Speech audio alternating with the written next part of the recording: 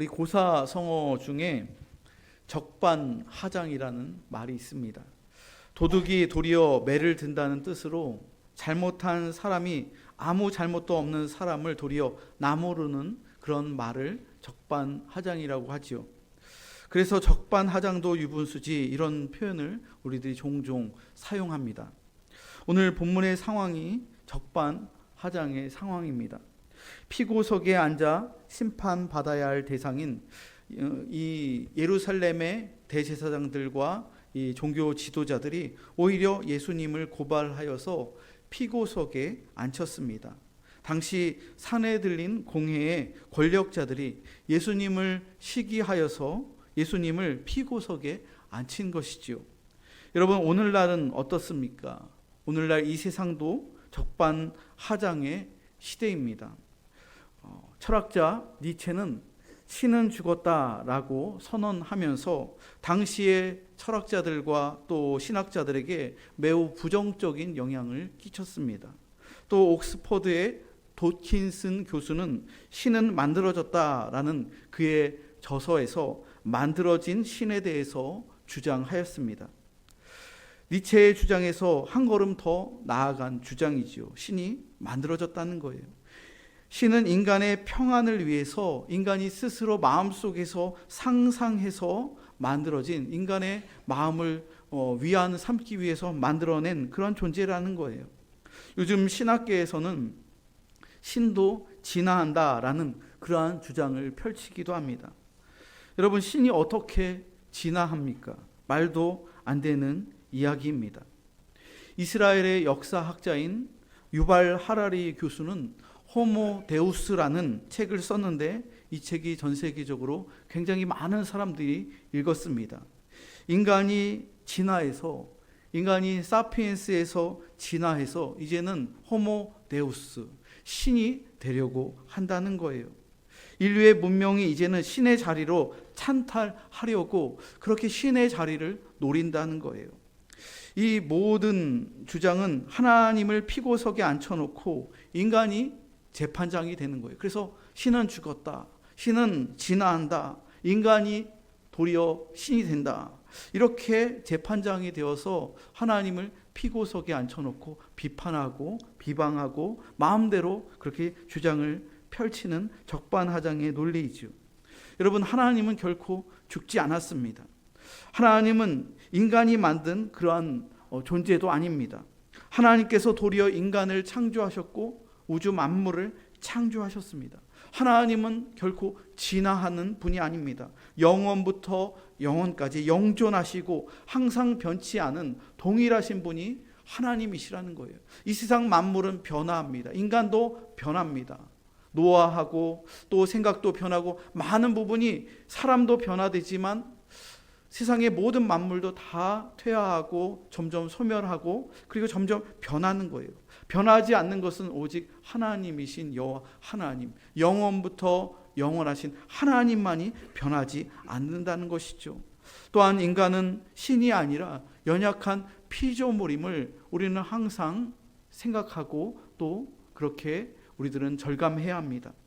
오늘 본문의 상황은 예수님께서 십자가에 못 박히시기 18시간 전의 상황입니다. 예수님께서 18시간 동안 2번의 재판을 받으셨습니다. 유대의 최고 권력 기관인 산헤들린 공회에서 종교 재판을 받으셨습니다. 그리고 두 번째 재판은 로마의 권력자 앞에서 정치 재판을 받으셨습니다. 이 2번의 재판은 각기 3번의 신문으로 나누어집니다.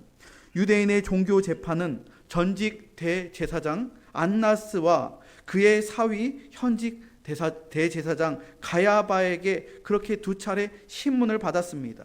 그리고 3번째 신문은 산헤들린 재판으로서 3번의 이렇게 신문을 받았습니다.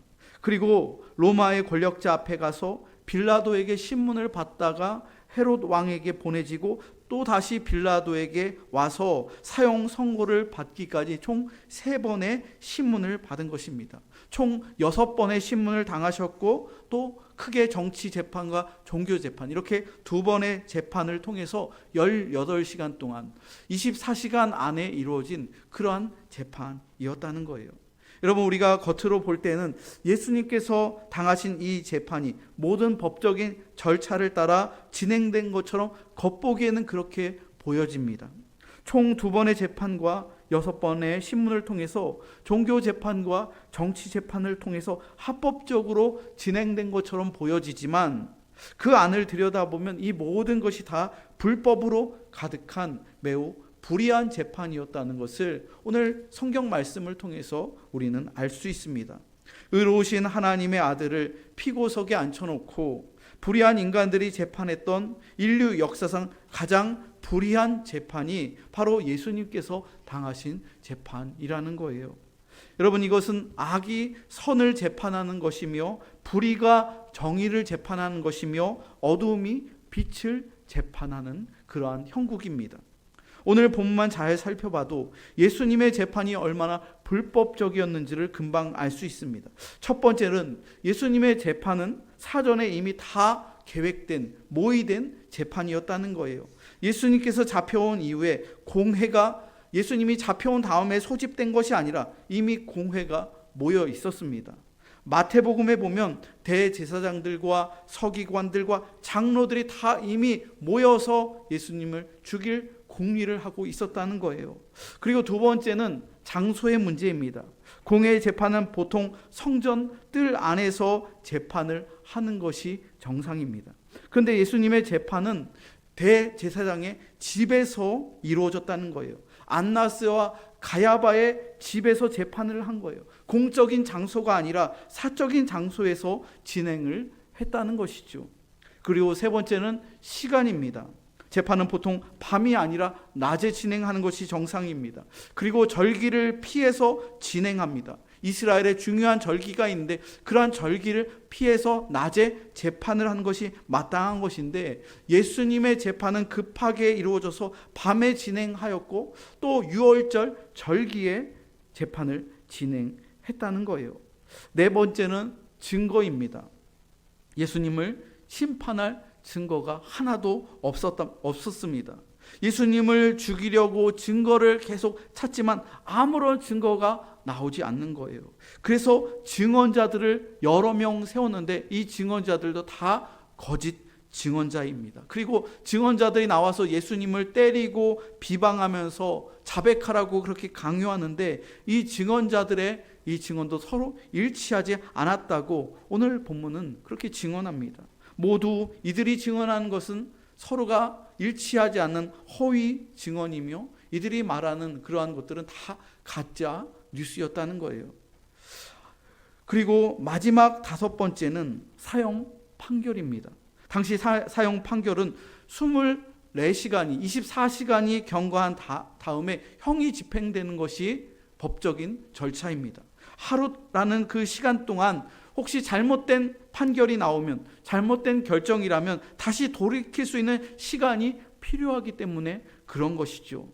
하지만 이들은 빌라도를 닥달해서 사형 언도를 18시간 안에 이루어지도록 이 산헤드린 공회의 이 지도자들이 빌라도를 압박해서 그렇게 불법적으로 그렇게 속히 진행하도록 그렇게 한 것이라는 거예요.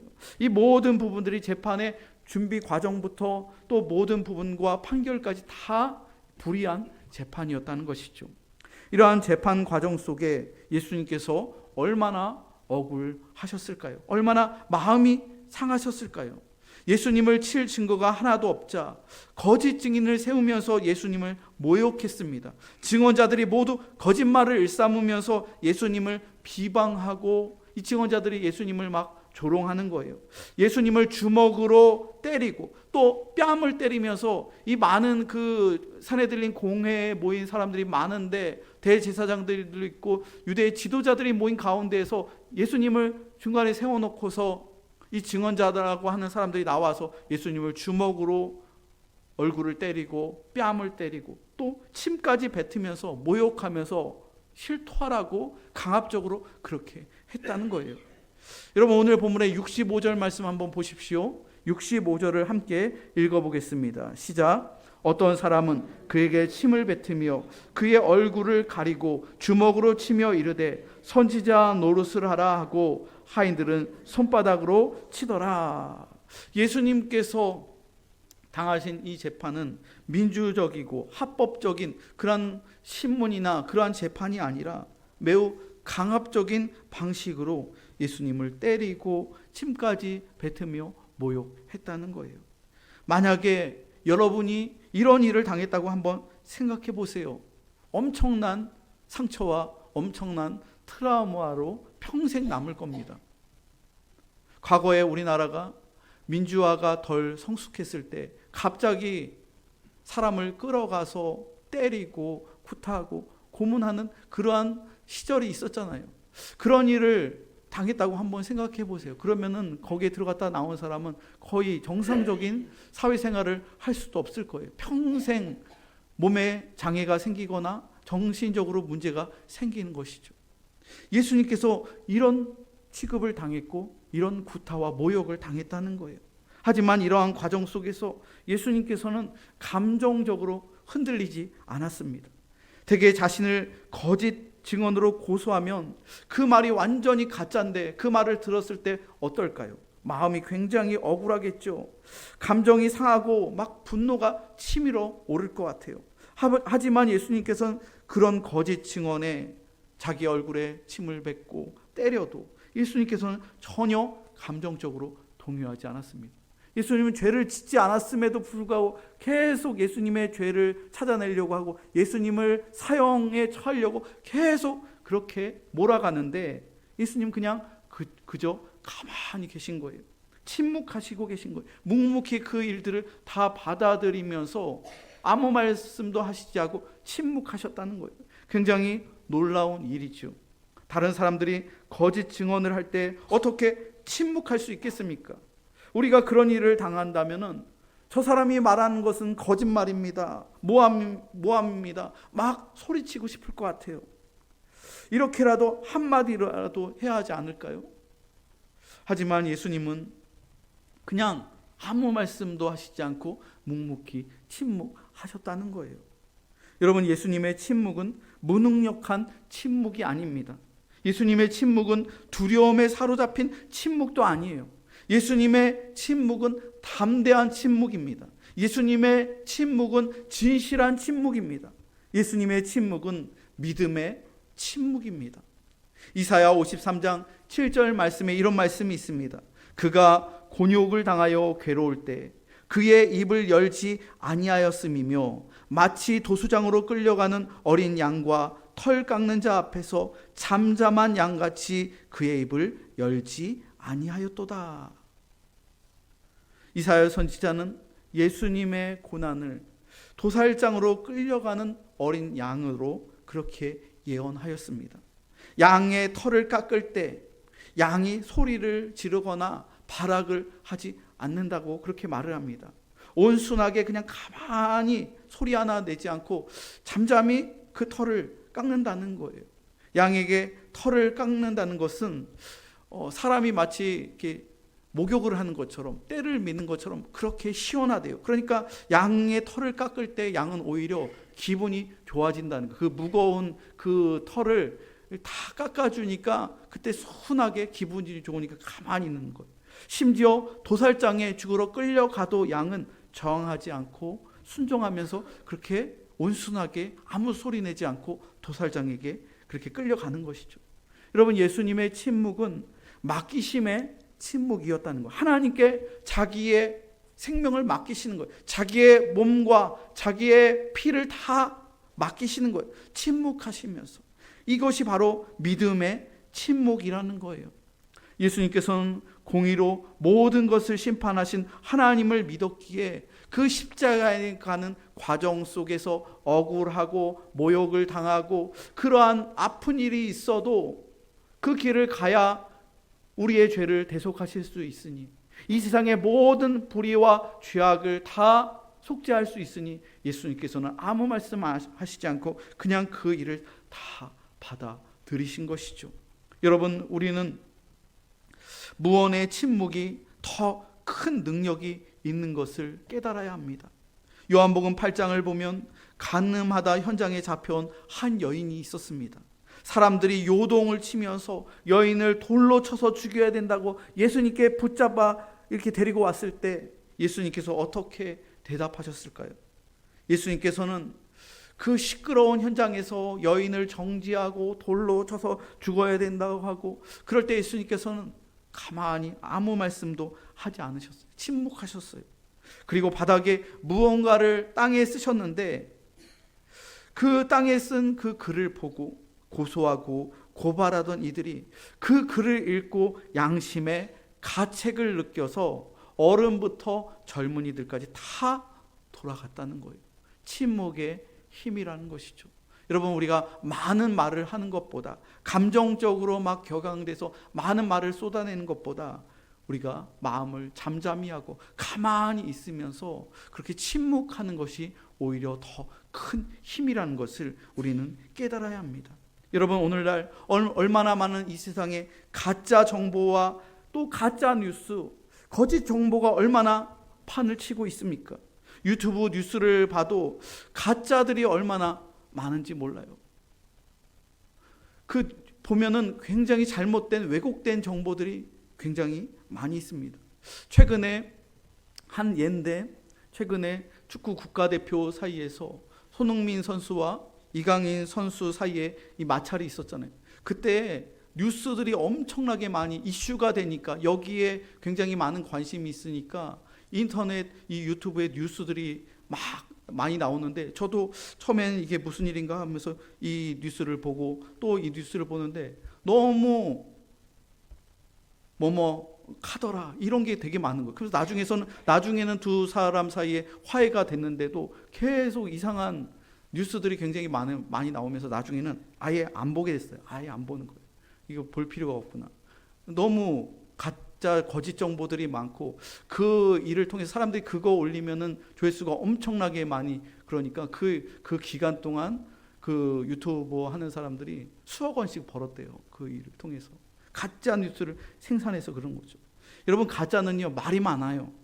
진짜는 꼭 필요한 말만 합니다. 중요한 때 꼭 필요한 한마디의 말만 한다는 거예요. 예수님이 그러셨어요.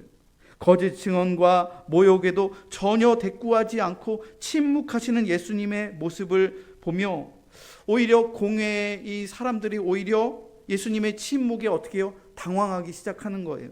대제사장이 당황하기 시작합니다. 그러면서 너는 아무 대답도 없느냐? 이 사람들이 너를 치는 증거가 어디에 있느냐? 오히려 당황하면서 때리고 침뱉고, 그래도 예수님이 아무 말씀하시지 않으니까 당황해서 대제사장이 예수님에게 왜 너를 변호하지 않느냐? 왜 한마디도 말하지 않느냐? 그러는 거예요. 61절 말씀 한번 보십시오. 61절을 함께 읽어보겠습니다. 시작. 침묵하고 아무 대답도 아니하시거늘 대제사장이 다시 물어 이르되 내가 찬송받을 이의 아들 그리스도냐? 오히려 대제사장이 예수님의 침묵에 당황합니다. 그리고 예수님에게 아주 중요한 질문을 합니다. 본질적인 질문을 하는 거예요. 내가 찬송받으실 이의 아들 그리스도냐? 대제사장이 오히려 예수님에게 묻는 거예요. 여러분, 찬송받을 이, 누구를 지칭하는 것이죠? 여호와 하나님이시죠. 찬송받으실 이는 한 분밖에 없어요. 여호와 하나님이세요.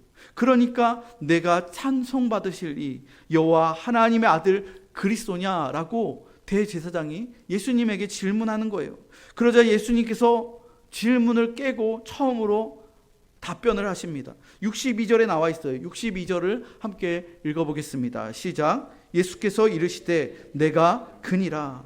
인자가 권능자의 우편에 앉은 것과 하늘 구름을 타고 오는 것을 너희가 보리라 하시니.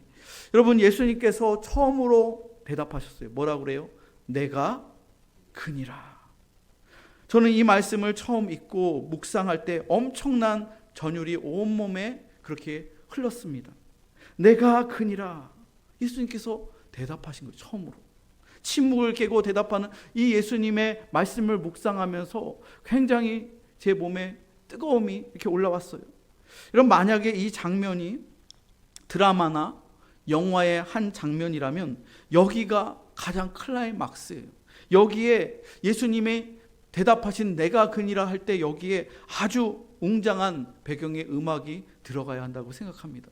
예수님의 이 말씀, 침묵을 깨고 예수님께서 자신의 정체성을 드러낸 거예요. 내가 찬송받으시의 아들 그리스도 예수라고 선언하신 거예요.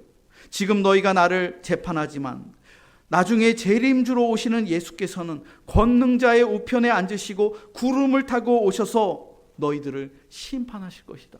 죄를 심판하실 것이다. 악인들을 심판하실 것이다. 너희들이 지금 나를 심판하고 있지만, 불법으로 나를 심판하고 있지만, 나중에 재림주로 예수님께서 오실 때 세상의 죄를 심판하시고 악인들을 심판하실 것이라고, 내가 그니라고 그렇게 말씀하신 거예요. 여러분, 세상 재판이었더라면 피고의 대답은 여기서 뭐라고 나와야 돼요? 아닙니다. 내가 아니에요. 이렇게 부인하는 것이 정답이에요. 부정을 해야 자기가 사는 거예요. 형량이 몇 년이라도 감형을 받는 거예요. 그런데 예수님께서는 침묵을 깨시고 오히려 인정하시는 거예요. 내가 그니라. 죽기를 택하신 거죠. 십자가를 택하신 것이죠. 예수님의 대답에 대제사장과 산헤드린 공회원들은 자기 옷을 찢으면서 신성모독이라고 정죄하고 예수를 사형에 처하라고 그렇게 선언을 합니다. 얼마나 간사한 정치쇼입니까? 겉으로는 거룩하신 하나님을 모욕했다고 옷을 찢으며 신성모독이로다 이러지만 이것은 어디까지나 그들의 외식입니다. 속으로는 아싸 걸려들었어. 그렇게 예수님의 증거를 얘기하고 증언자들 했는데 예수님 아무 말씀 안 하시는데 드디어 찬송받으실 이의 아들이냐? 그럴 때 내가 크니라. 겉으로는 거룩한 척하지만 속에서는 걸려들었어. 이제 너는 죽었어.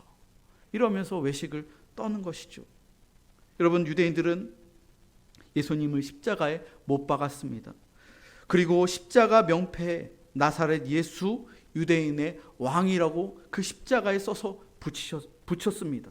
유대와 로만 말과 헬란 말로 써서 붙였습니다. 세상의 모든 세계인들이 봤을 때 그것을 볼 수 있도록 십자가의 명패로 나사렛 예수 유대인의 왕, 조롱하면서 그렇게 써서 붙인 거예요.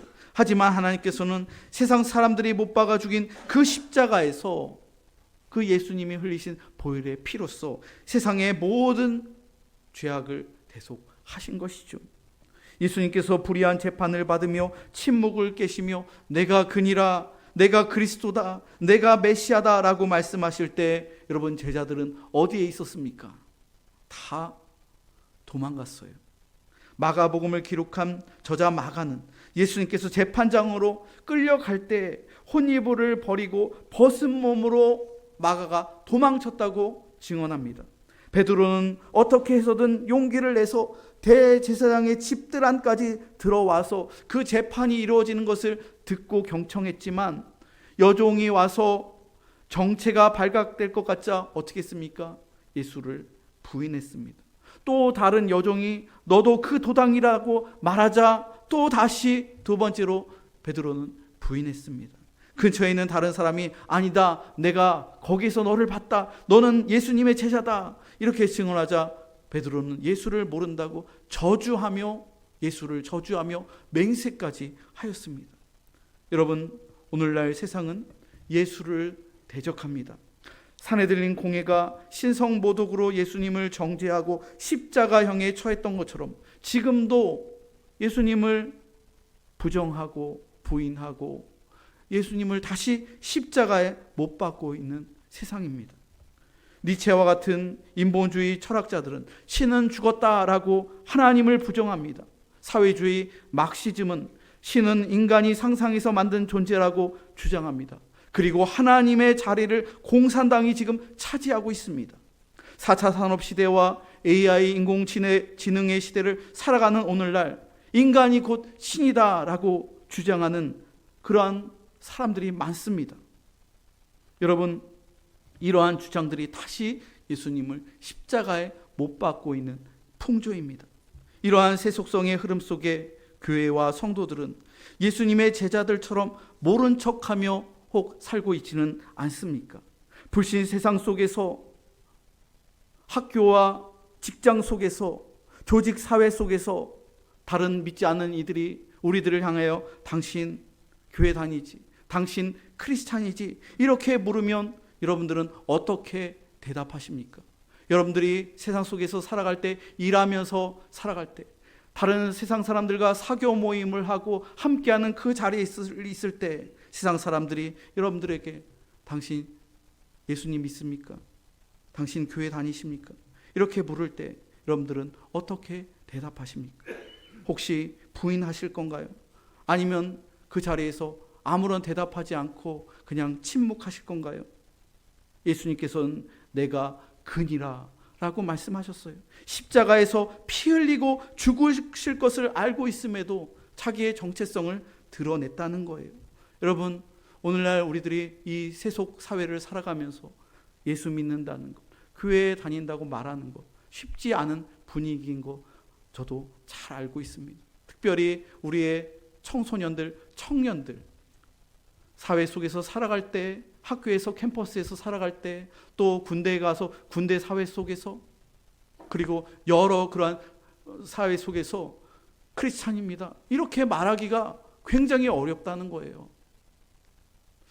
제가 최근에 들은 이야기인데 정말로 한 믿음이 좋은 처녀예요. 청년이에요. 교회도 잘 다니고 좋은 대학도 나왔고, 그래서 취업도 해서 좋은 직장도 다니고 11조 생활도 잘하고 그러한 처녀인데, 이제 홍기가 돼서 30대가 조금 넘어서 이제 선을 보려고 하는데 맞선에 나갔어요. 근데 대상자가 교회를 안 다니는 남자예요. 얘기를 하다가 교회 다닌다고 이 자매가 얘기를 하니까 그 남자가 퇴짜를 났다는 거예요. 그냥 단칼에. 교회 다니면은 안 만날 거라고. 오히려 퇴짜를 맞았다는 거예요. 상처를 받아서 돌아와서 엄마, 나 교회 다닌다고 얘기했는데 나 정말 공부도 열심히 하고 직장도 가고 그리고 착하게 살고 예수님 잘 믿었는데 상대방에게 퇴짜 맞았어. 그 얘기를 하는 거예요. 이런 세상이 됐다는 거예요. 그럼에도 불구하고 여러분, 우리들이 예수를 잘 믿어야 돼요. 예수를 잘 믿어야 돼요. 그러한 박해와 모욕과 불이익이 있어도 예수를 잘 믿어야 된다는 거예요. 예수님께서는 우리를 위해서 십자가에서 죽으셨어요. 내가 그니라 얘기 안 하실 수 있잖아요. 근데 자기의 정체성을 내가 찬송받으실 이의 아들이다, 그렇게 대답하셨어요. 어려운 상황, 불리한 상황, 또 경제적으로 손실을 입을 상황, 굉장히 그러한 박해와 비방과 핍박이 닥쳐온다 할지라도 여러분, 나는 예수 믿는 사람입니다. 나는 목사입니다. 나는 장로입니다. 나는 크리스찬입니다. 나는 예수님을 믿는 청년입니다. 그렇게 우리들이 예수님처럼 생명을 걸고 대답할 수 있어야 된다는 거예요. 말씀의 결론을 맺겠습니다. 사랑하는 성도 여러분, 세상은 지금도 예수 그리스도와 교회와 성도들을 비방합니다. 때로는 고발합니다. 죄를 짓지 않았음에도 불구하고 예수님처럼 우리도 피고석에 서야 할 때가 있을지도 모릅니다. 세상의 비방과 모욕과 거짓말에 현혹되지 마시고 만왕의 왕이신 예수 그리스도, 하나님의 아들이신 예수 그리스도, 인류의 모든 죄를 대속하신 그리스도의 십자가를 믿으며 십자가의 길을 따라가는 여러분들이 다 되시기를 주님의 이름으로 축원합니다.